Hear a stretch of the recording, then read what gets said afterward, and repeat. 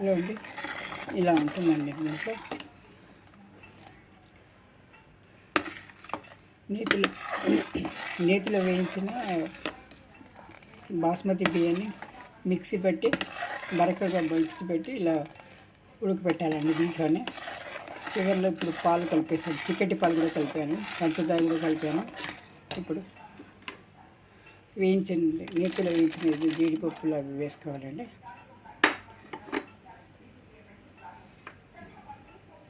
కొద్దిగా కుంకుమ పువ్వు చల్లుకోవాలండి. కుంకుమ పువ్వు, కొద్దిగా రోజ్ ఎసెన్స్,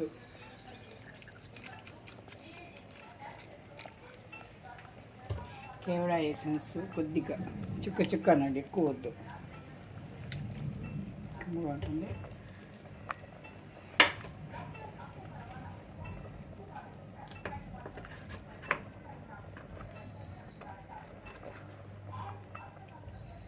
చివరిలో ఇలాచి పౌడర్ అండి.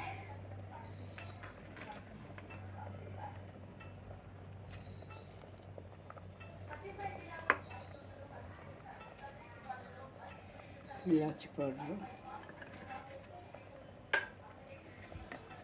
బాగా కమ్మగా బాగుంటుందండి. దగ్గర పడి ఇట్లా అవుతుంది, ఇట్లా అవుతుందండి, ఇట్లా అవుతుంది.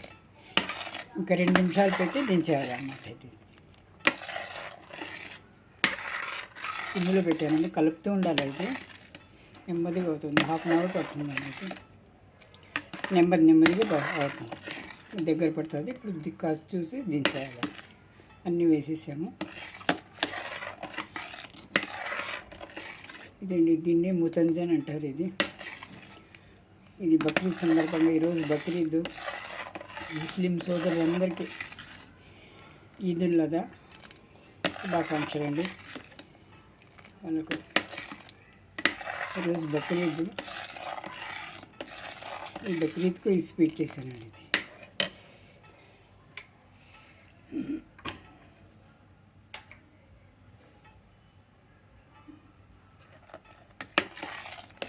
బిర్యానీ, కొత్తి వంకాయ, ఈ స్వీట్. ఇదండి ఈరోజు బక్రీద్ పండగది.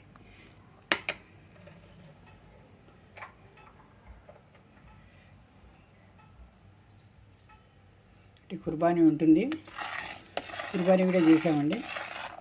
బంధువులకి, బీద వాళ్ళకి ఒక్కొక్క ఇది చేసి మన కోసం ఒక భాగం వంచుకొని మిగతాది మద్రసా వాళ్ళకు పంచేస్తామండి. అలా బక్రీద్ కుర్బానీ చేసి అలా చేస్తామన్నమాట.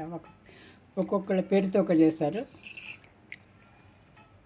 ఒక్కో పేరుతో ఒకటి ఇవ్వాలండి కుర్బానీ. అలా అందరూ సుఖ సంతోషాలతో బక్రీద్ జరుపుకోవాలని మనస్ఫూర్తిగా కోరుకుంటున్నానండి. అందరూ బాగుండాలి, అందులో మనం ఉండాలి. మీ అందరికి మరోసారి బక్రీద్ ఈదుల్ అదా శుభాకాంక్షలు అండి. ముస్లిం సోదరులందరికీ, ముస్లిం ఇతరులందరికీ బక్రీద్ శుభాకాంక్షలు అండి.